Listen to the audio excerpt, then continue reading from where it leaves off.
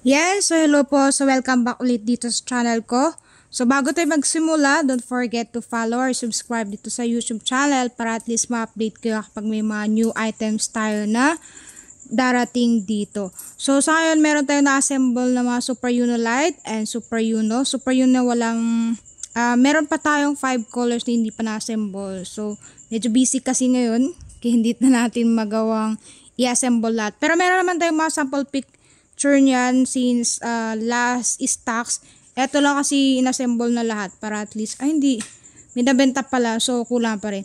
Pero meron tayong 5 colors Super Uno Light and then 7 colors sa Super Uno po.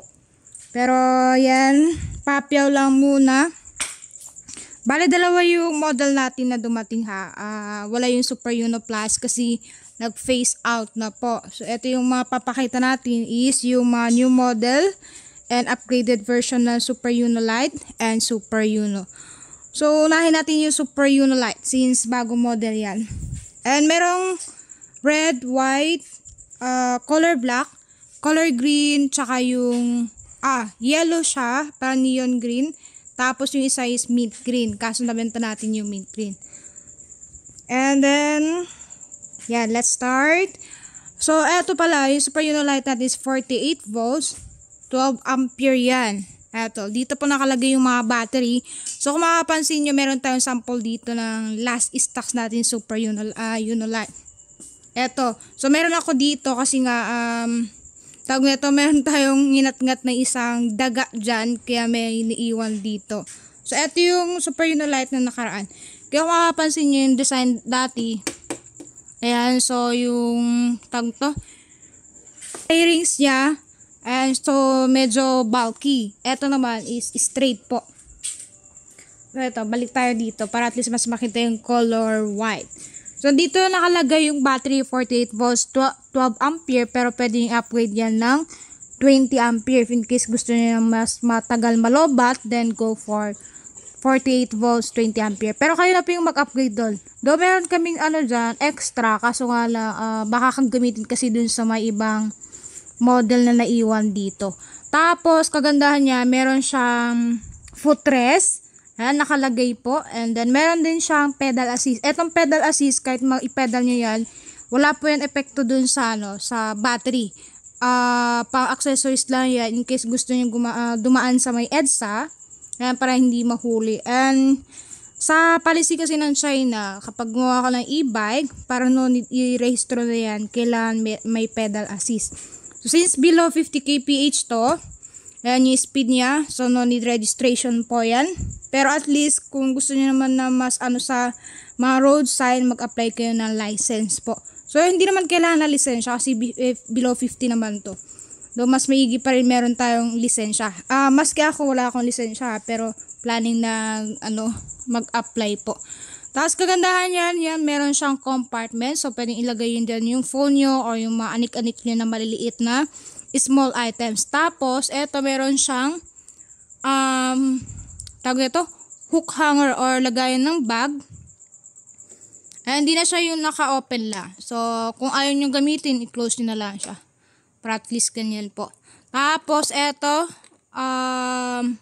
bale 2 piraso ng manual key and 1 piraso lang ng remote keyless. So, halos lahat yan pare-parehas po. Tapos, eto, ayan siya. Eto yung sa pag-open. Yan. Then, close. Eto po. Tapos, alarm. Eto naman. Ayan siya. Pero, seconds lang naman yung, yung ingay niyan. Pero meron pa ibang yan, tunog. Ayan siya. So, naka-alarm kasi. So, pag-open nyo, meron ka... So, eto, pag-open niyo, makikita nyo dito yung odometer, and then speedometer, tapos yung sa battery, tapos yung sa, tawag neto,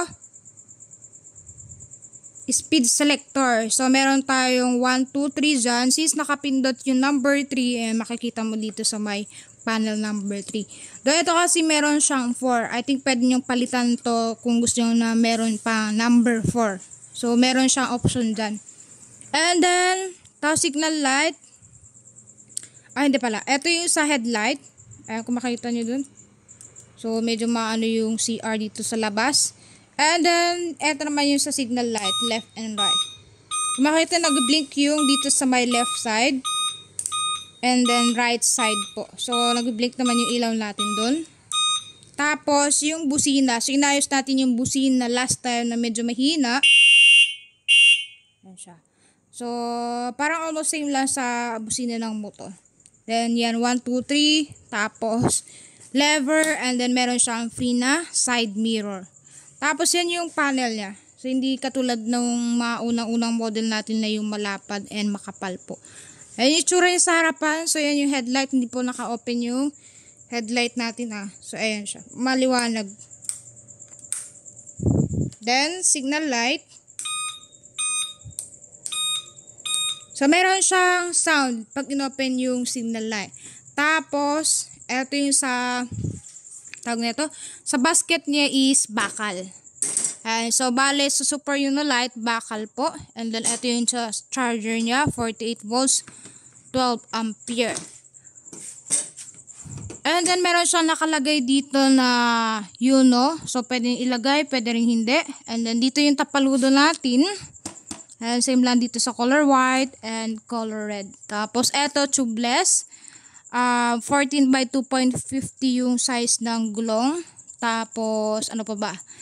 Suspension fork. Same lang naman dito sa mga ibang kulay natin. Color white and color red. And so meron siyang footrest. And then, yung pedal. Tapos, likod na footrest din para sa angkas ninyo. Dito po yung charge stand. Ayan, dito sa may baba ng upuan or angkasan. Tapos sa foam naman makapal-kapal yan, so hindi yan masakit. And hindi po yan adjustable so nakafix na po yan. Kung gusto maglagay ng something para sa mga baby carrier, I think pwede naman, pero piliin nyo yung ilalagay ninyo kasi hindi po yan adjustable. So hindi yan yung manipis like Super Me. Medyo makapal po yan na bilog. Tapos pagdating sa sa plastic na ginamit, yung medyo yung nauna natin is medyo manipis konti kasi nga pang yun sa play rings niya. Eto naman is mas makapal. So kung ikumpara natin yung una, mas quality yung mga ginamit ngayon. So nagpalit kasi kami ng factory, kaya siguro nagpa-paint press or not sure. Kasi nga tawag dito, wala akong masabi sa sa quality niya.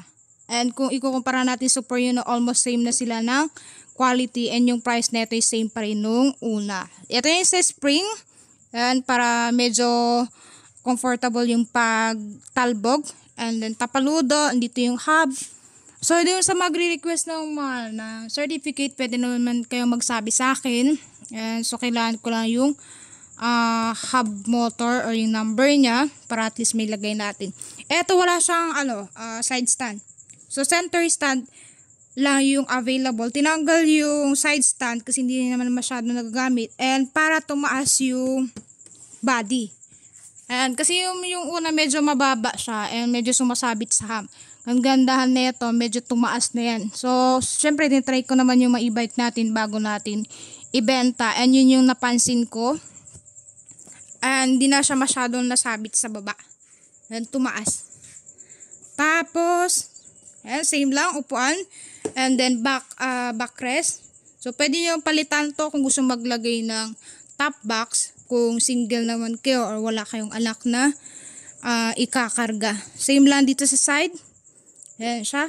Tapos ito yung sa likod na ilaw.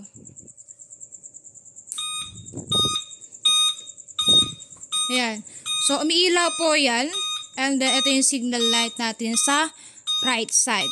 Tapos eto yung dito sa may baba, wala pong ilaw yan, reflectorized. Then meron siyang yun dito na plastic. Nasa inyo kung ano yung ilagay nyo dyan, wala namang dyan. Wala namang yung ingay wala namang epekto yan. So plastic lang naman yan. So eto yung color black, eto yung color white. And same, pare-parehas lang yung specs nila. And eto, yung color black, color white, color green, tsaka color yellow, merong nakalagay na Uno dun sa may pinaka-body. Etong color red lang yung wala. So nilagyan ko lang siya ng ganun na design.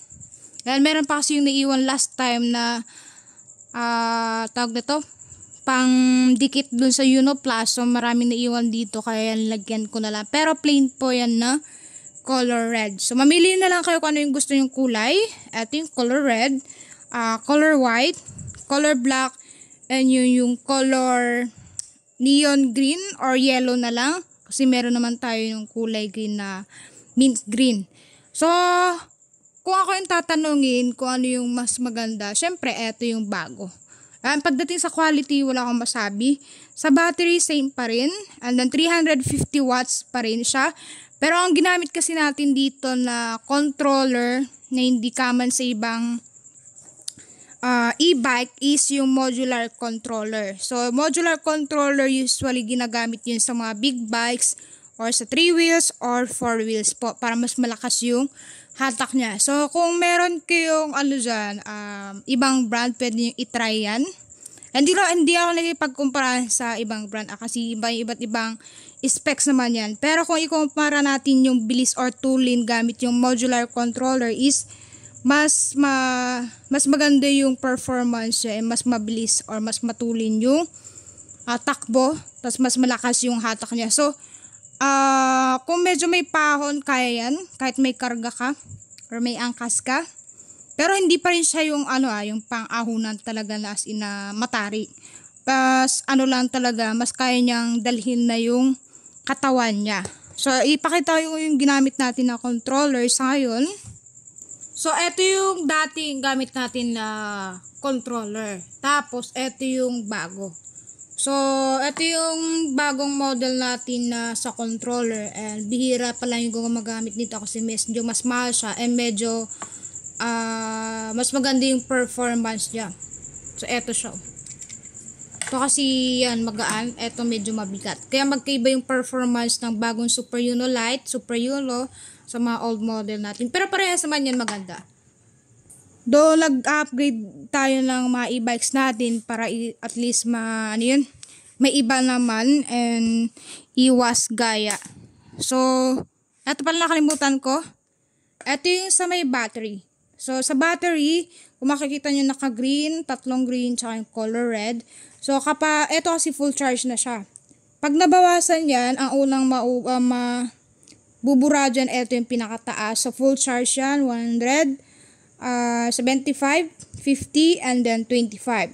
So eto yung pinakalobat. Kapag nag-block na tong tatlo, pwede yung charge or kahit yung dalawa kung alam nyo na medyo malayo yung biyahe ninyo. So ang pwede niyang takbuhin in one full charge is around 25 to 35 kilometer. Depende yan sa sakay or weight load, sa road condition kung paahon or patag lang, and then weather condition kung maulan or sakto lang walang araw. Syempre medyo mas mabagal ang takbo kapag medyo maulan. Tapos sa speed dito sa throttle management natin, kung alam niyo paano yung technique, then mas mapapalayo yung biyahe po ninyo. Depends po palagi yung takbo ha. So hindi po katulad nung sinasabi ng iba na bakit isang araw pa lang lobat na. And yung iba naman sabihin, bakit ganito, ganyan, lobat na. It depends po kasi yan dun sa tinakbo ninyo. Basta nasa 25 to 35 kilometer range po, pwede siyang malobat. Kahit isang oras po yan, kapag dire-diretso yung biyahe mo, malobat po talaga siya. So it depends sa kilometer na tinakbo, hindi po kung ilang araw ninyo ginamit. Yan po yung sa mga buyer natin.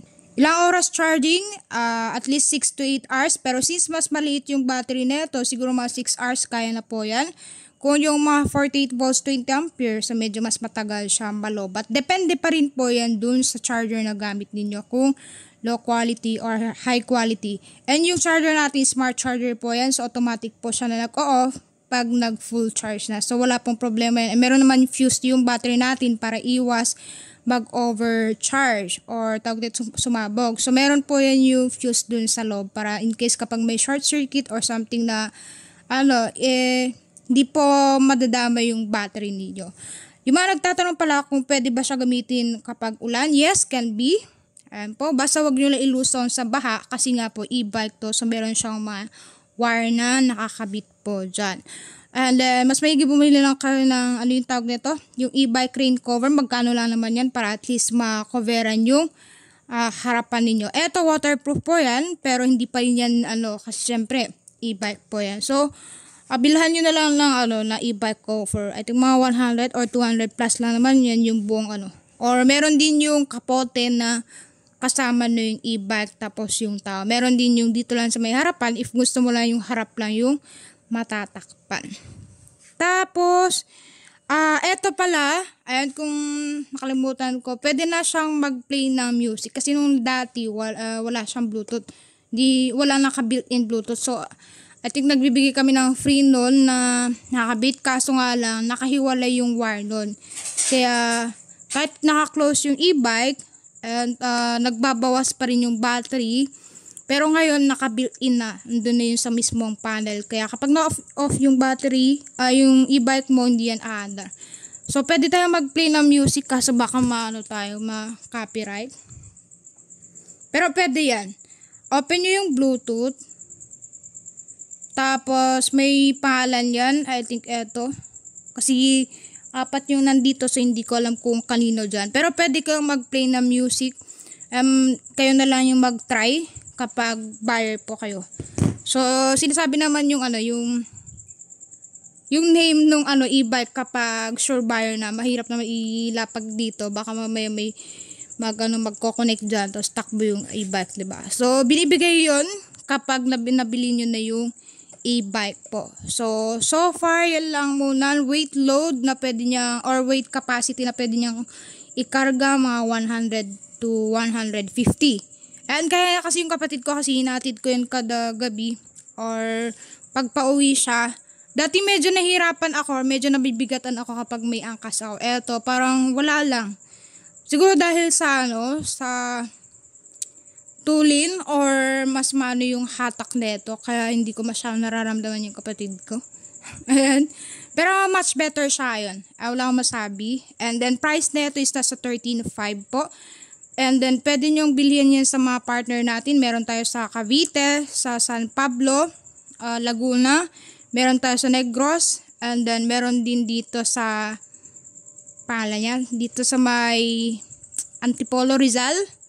So, hindi ko pa masyadong yung mga bike shop kasi andito pa rin yung may stocks namin. So, wala pa kaming nire-release up to now na mga stocks unless yung mga walk-in namin meron po. Pero sa ngayon kasi lahat ng stocks is nandito pa sa loob kasi nga may nagpalit na charger. So, hinahanap namin yung charger para may ilagay sa tamang box po. So, bagong factory kasi ito kaya nagkaroon ng problema. Pero sure po yan na goods po. Nagkapalit lang ng battery yung Super Uno Lite and Super Uno. Kaya medyo natagalan yung pag-release ng stocks po natin. So, once release naman na yan, mag-video ulit tayo kung saan kayo pwedeng bumili ng mga stocks natin.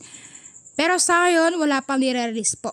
So, yung price, 13,500 po yan. Kung may mga makikita yung super baba, ask nyo muna kung may stock sila. Hindi ko sinasabi na huwag kayong bumili, but konti lang yung stocks na dumating ngayon and limited lang yung nilalabas ko kasi nga ayoko naman na may stock lang yung e-bike dito sa loob po. But you can buy from our partners. Price can vary depende yan sa location. Pwede yung iba mas mataas kasi gumastos sila ng shipping fee and syempre may mga binabayaran din sila na tao. But the price can be 13,500. You can ask discount sa mga iba but fix na pa yung 13.5. Pwede kayong humingi if meron. It's good to go. Pero check nyo muna kung Super Uno ba yun or ibang brand. And kasi baka mamaya may mag-chat naman sa akin ganito ganyan ha. And then next, eto Super Uno e-bike naman. So eto yung bago natin. Wala pa naman na bago sa kulay. Same pa rin naman dati. Color green, color blue, color white, color red, color orange, color gray, color black, and then color yellow. Ang nawala dyan is color pink. So, ito yung color green and color blue. So, try natin. And so, 48 volts, 20 ampere to. So, mas malaki yung battery neto compare dito sa Super Uno Lite. So, syempre, mag-iba sila ng price. and then sa quality. Pero 48 volts, 20 ampere, 400 watts. So, mas mataas yung, or mas malakas yung hatak nito. Siyempre, mas mataas yung watts niya. And mas malayo yung pwede mong takbuhin kasi mas malaki yung battery nito. Siguro mas nasa 40 to 45 kilometer yung pwede niyang takbuhin bago siya mag-low-bad po. So, it depends po yan. Sabi ko nga sa kilo ng sakay. And then sa road condition, speed, and then sa throttle management and weather condition po. So, meron pa rin siyang pedal assist, as usual.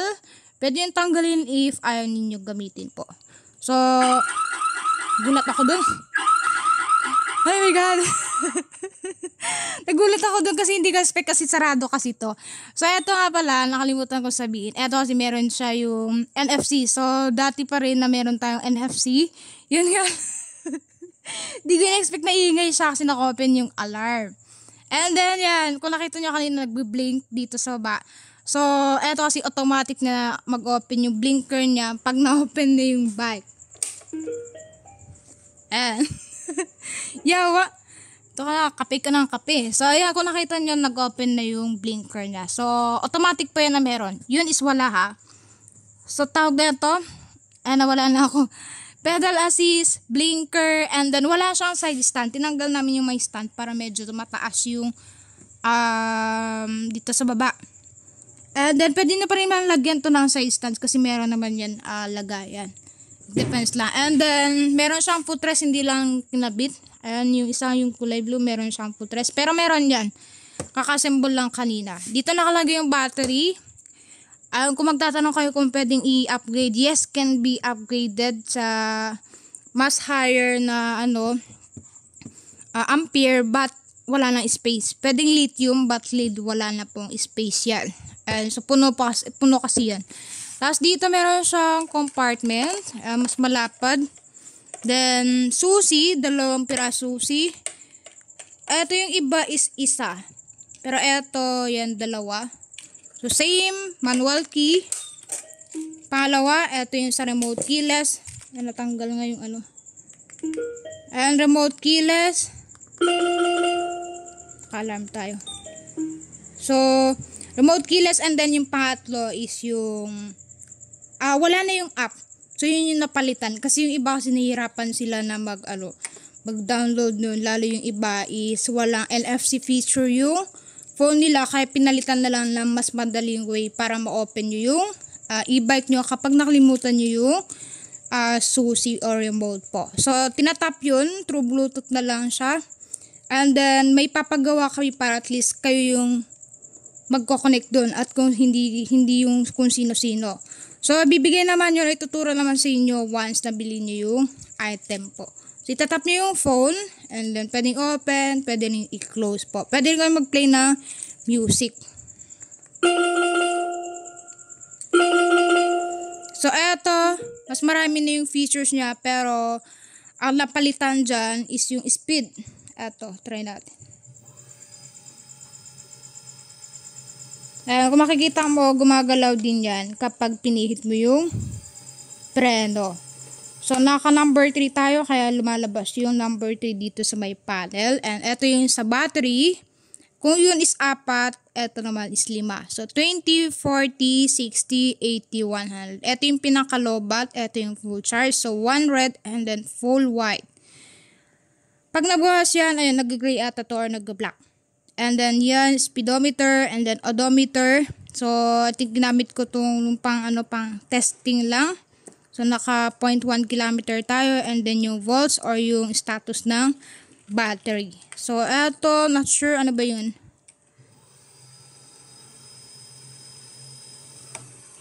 Hindi ko alam to, pero I think dyan. So, hindi ko pa kabisado kasi kaka-assemble lang. Then, same, meron tayong headlight. Ayan. Makikita nyo dun. Ito siya. Headlight natin. Tapos, signal light. Mas sexy lang yung ingay neto sa signal light. Sa signal light. Eat, eat. ganun. Yeah. Tapos meron siyang cover dito sa panel. Ito po is wala. Pero hindi po yan nababasa. Tawag nito, ito lang talaga yung design na Super U, no? Tapos yan, basket nito is plastic na makapal. Ayan, plastic. So, meron siyang basket kung gusto mamalengke, and then tapaludo. So, magkaiba yung kulay nito sa harap and sa likod. Tapos, tubeless pa rin, size 14 by 2.50. Kung medyo maluwag yung yung preno nyo, pwede nyo i-click, i-adjust dito. Higpitan nyo lang kung medyo naluluwagan kayo dito sa sa preno niya. Tapos, same lang, meron siyang ayan, side mirror. Tapos, upuan natin is makapal and mas malapad. Tapos, yan, pedal assist.